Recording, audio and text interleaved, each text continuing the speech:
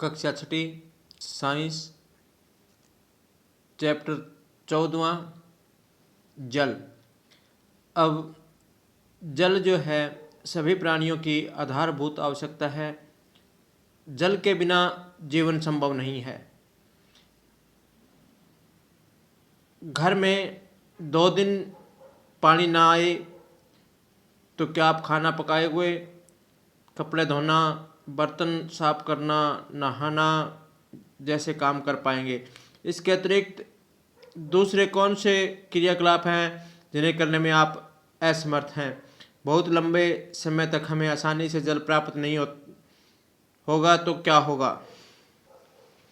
तो हम कितने जल का उपयोग करते हैं?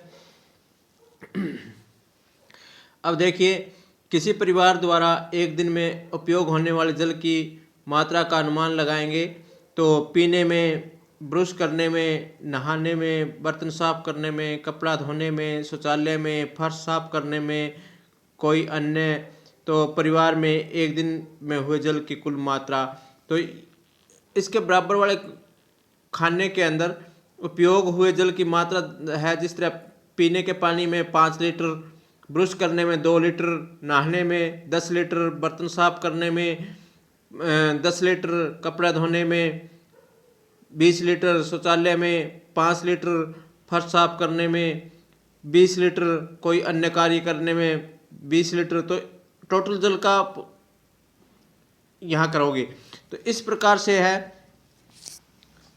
प्रतिदिन काम होने वाले है। अब दूसरा है कि पौधों द्वारा जल की क्षति। अब हमने पढ़ा है कि सभी पौधों की वृद्धि के लिए जल आवश्यक है। पौधे भोजन निर्माण में प्राप्त जल की कुछ मात्रा का उपयोग करते तथा शेष मात्रा को अपने भिन्न भागों को सुरक्षित रखते हैं। पौधे शेष भाग को वाष्प उत्सर्जन प्रक्रिया द्वारा जलवाष्प के रूप में वायु में मुक्त कर देते हैं। अब देखिए कि संग्रहण की प्रक्रिया जल को पृथ्वी के पृष्ठ पर फिर से वापस लाने में अहम भूमिका निभाता है। यह कैसे होता है? जो हम पृथ्वी के पृष्ठ की सतह के ऊपर जाते हैं, तापमान कम होता जाता है। जैसे जैसे वायु ऊपर उठती है, ठंडी होती जाती है और पर्याप्त ऊंचाई पर वायु उतनी ठंडी हो जाती है कि मौजूद जलवाष्प संघनित होकर के छोटी छोटी जल बूंदों में बदल जाती है और बूंदों को जल कणिका कहते हैं। यही छोटी छोटी जल कणिकाएं जो वायु में तैरती है हम बादलों के रूप में दिखाई देती है। और इस प्रकार से बनी हुई जल कणिकाएं आपस में मिलकर के एक बड़े अमाप जल की बूंदें बनाती है और इससे कुछ बूंद इतनी भारी हो जाती है कि नीचे की ओर गिरने लगती है। इन बूंदों को हम वर्षा कहते हैं। तो इस तरह से वाष्पन और वाष्प उत्सर्जन द्वारा जल वायु में चला जाता है और बादल बनते हैं और वर्षा, ओले और हिम के रूप में द्वारा पृथ्वी पर आते हैं। पुनः महासागरों में वर्षा, हिम और वर्षा के रूप में पृथ्वी के भिन्न भिन्न भागों में आए जल का क्या होता है? तो पर्वतों पर हिम पिघल करके जल बन करके पहाड़ों से झरनों तथा नदियों के रूप में गिरता है वर्षा के रूप में। और वर्षा के रूप में भूमि पर गिरने वाला कुछ जल नदियों, झरनों आदि के रूप में बह जाता है। नदियाँ भूमि पर लंबी दूरी तय करके आखिरकार समुद्र या सागर में गिर जाती है और नदियों के झीलों का पानी बहा जाता है। तो इस तरह से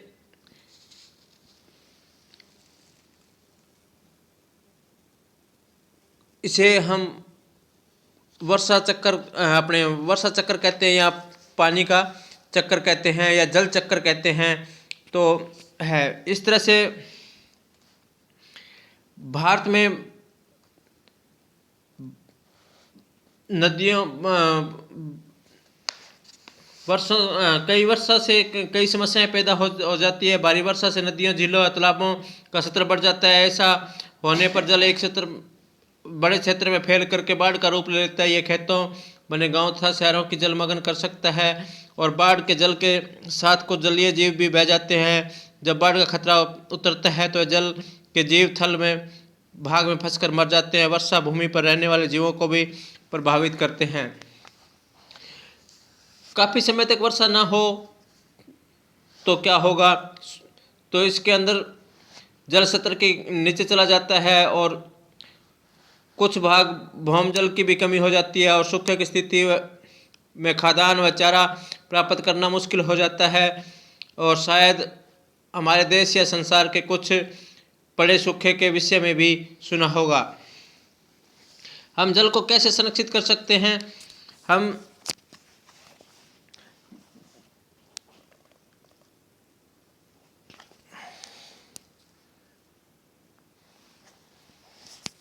फिर इतनी ठंडी हो जाती है कि मौजूद जल वाष्प संघनित होकर के छोटी छोटी जल बूंदों में बदल जाती है और बूंदों को जल कणिका कहते हैं। यही छोटी छोटी जल कणिकाएं जो वायु में तैरती है हम बादलों के रूप में दिखाई देती है। और इस प्रकार से बनी हुई जल कणिकाएं आपस में मिलकर के एक बड़े अमाप जल की बूंदें बनाती है और इससे कुछ बूंद इतनी भारी हो जाती है कि वह नीचे की ओर गिरने लगती है। इन बूंदों को हम वर्षा कहते हैं।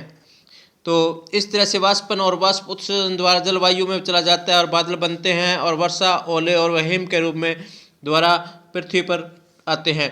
पुनः महासागरों में वर्षा, हिम और वर्षा के रूप में पृथ्वी के भिन्न भिन्न भागों में आए जल का क्या होता है, तो पर्वतों पर हिम पिघल करके जल बन करके पहाड़ों से झरनों तथा नदियों के रूप में गिरता है वर्षा के रूप में। और वर्षा के रूप में भूमि पर गिरने वाला कुछ जल नदियों, झरनों आदि के रूप में बह जाता है। नदियाँ भूमि पर लंबी दूरी तय करके आखिरकार समुद्र या सागर में गिर जाती है और नदियों के झीलों का पानी बहा जाता है। तो इस तरह से